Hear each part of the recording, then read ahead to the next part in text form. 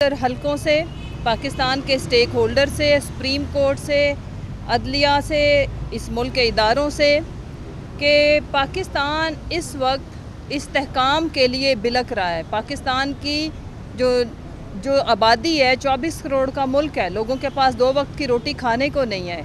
हम दिन ब दिन, अभी आपने देखा स्टॉक एक्सचेंज भी क्रैश कर गई, दिन ब दिन हम तनज़ली का शिकार हैं। तो इस मुल्क के मसाइल का हल सिर्फ़ एक ही है, अडयाला जेल में है। हम सारे अपनी अपनी ईगो और अना को काफ़ी तस्कीन पहुंच चुकी हुई है। काफ़ी माशाल्लाह से 2 साल से कौम को, हम सबको रगड़ा लग चुका है। तो अब मेरी अपील है कि डायलॉग करें। इस मुल्क के लिए जो देर पा एक सलूशन है वो है रूल ऑफ लॉ और आइन की बालादस्ती, और आइन के अंदर रहते हुए हर एक का आइनी रोल उसके मुताबिक मिल बैठ के मुल्क को चलाएं। और जितना हम खान साहब को जानते हैं, मैं हर अपनी मीडिया टॉक में ये बात करती हूँ कि पाकिस्तान की खातिर, वो पाकिस्तान के लिए सिर्फ़ एक ही मुतालबा है कि जो उनका मैंडेट है, जो अवाम का मैंडेट है, उसको रिस्पेक्ट करें और सारे बैठ के आगे बढ़ें। इंशाअल्लाह ताला आप उन्हें मुस्बत ही पाएंगे, क्योंकि उनका एक ही जो नज़रिया है वो ये है कि पाकिस्तान को बेहतरी कैसे दी जाए, पाकिस्तान के अंदर हकीकी आज़ादी कैसे लाई जाए, रूल ऑफ लॉ को कैसे इंश्योर किया जाए। और जहाँ तक बात है इस्तेहकाम, तो हम सबको पता है यहाँ पे बच्चा और बेवकूफ़ कोई भी नहीं है कि इस्तेहकाम के लिए जो पहली रिक्वायरमेंट है उसको पूरा करने के लिए हमें, अगर इस मुल्क में जमहूरियत है तो जमहूर की आवाज़ को सुनना पड़ेगा, ना कि हम उसको मज़ीद शिद्दत से बंद करें। ना कि ये कोई सलूशन नहीं है कि पार्टी पे पाबंदी लगा दें। पाबंदी लगाएंगे तो आवाम की सपोर्ट तो वहीं की वहीं मौजूद है, वो तो किसी और, वो तो मरियम नवाज, शहबाज, जरदारी के पास नहीं चली जानी, बल्कि मज़ीद आप आवाम की ईगो को हर्ट कर रहे हैं, मज़ीद उनके गम और गुस्से को चैलेंज कर कर के यहाँ तक हालात पहुँचे हैं कि इस वक्त आवाम एक तरफ खड़ी है, PTI साइड पे है। आपने तमाम इस मुल्क के जो स्टेक होल्डर्स हैं वर्सेस पब्लिक कर दिया है। तो ये कोई अक्लमंदी वाली दानिशमंदाना बात नहीं है। आखिर में ये अपील है कि कलेक्टिव विजडम की अप्रोच को जानें, समझें। कोई किसी किस्म की पाबंदियाँ, किसी किस्म की फस्तायत जो कलेक्टिव विजडम है उसको बदल नहीं सकती।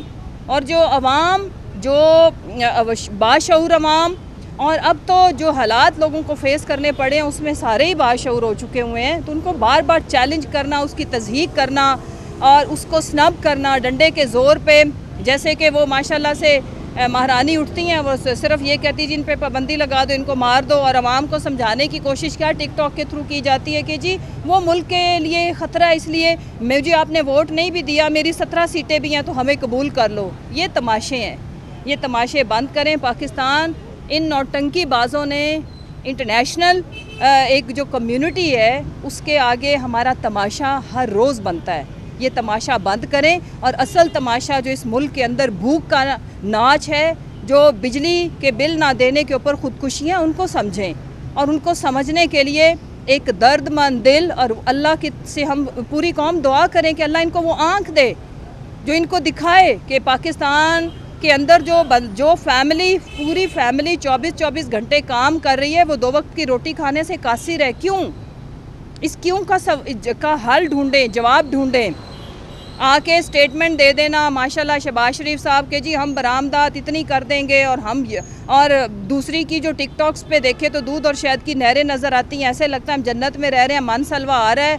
और हमें कुल मिला के जो हर जमात ने वादा किया था 300 यूनिट की बोली लगाई थी, 300 यूनिट अगर उस हिसाब से देखें तो हमें 1200 यूनिट तो फ्री बनते हैं। 300 बिलावल के, 300 मरियम के, 300 वो जो नई पार्टी बनी थी उनके, MQM के मिला के। तो ये लफाजी, ये ड्रामे, ये तमाशे इस मुल्क के मसाइल को हल नहीं कर सकते। हल के लिए दरकार है खुला दिल, खुली सोच और एक ऐसी आंख जो इस मुल्क के हकीकी मसाइल को देख सके, और एक ऐसा दर्दमंद दिल जो समझे कि इस मुल्क के लिए मसाइल को हल करने के लिए ईगो को साइड पे करेंगे तो मसाइल हल हो जाएंगे। और हल एक ही है कि वो जो कैदी नंबर 804 है, जिसको अवाम ने मैंडेट दिया है, अवाम की मैंडेट का एहतराम करें और उनसे बात करें। इंशाल्लाह सारे मसले हल हो जाएंगे और अवाम जिस दलदल में, जिसमें हमने उन्हें धकेल दिया है, वो उससे निकल आएगी। बहुत शुक्रिया।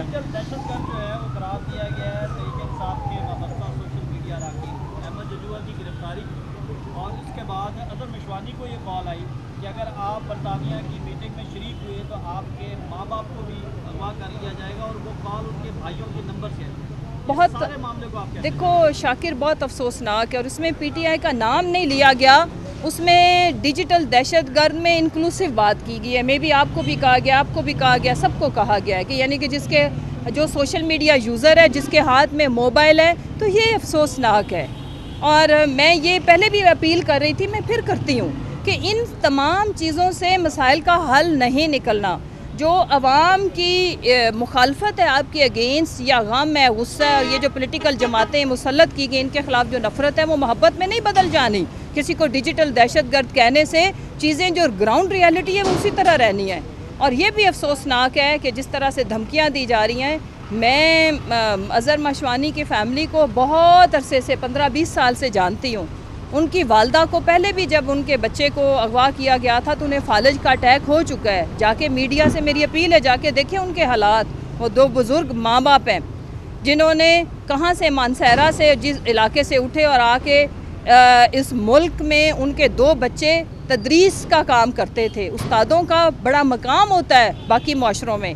अज़हर माशवानी ठीक है, उसकी वाबस्तगी एक सियासी जमात के साथ है और उसकी बाकी फैमिली टोटल नॉन पॉलिटिकल है। वो तो प्रोफेसर्स हैं, पढ़ाते हैं, उस्ताद हैं।